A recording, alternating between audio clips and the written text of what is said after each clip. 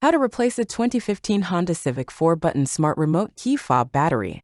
Now here's SgtLocksmith to show you how. Alright, let's go ahead and change our battery here out on our 4-button Honda remote. Please be careful with this remote. Them buttons do like to pop out if you do this procedure wrong.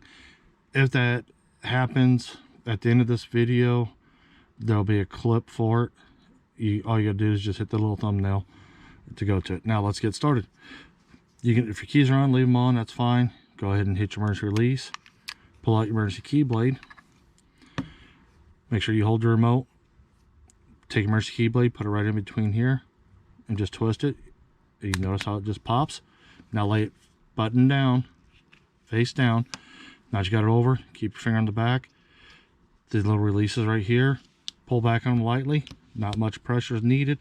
If you do, they like to break. So let's go ahead and do that real quick.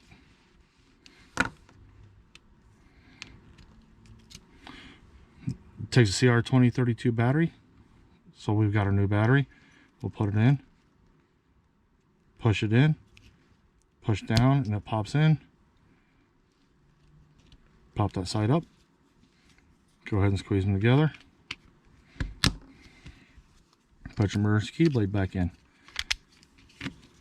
And there you go. You've just changed your remote battery. Hey, thanks again for watching this. If you got any questions, comments, post them down below. Thanks again.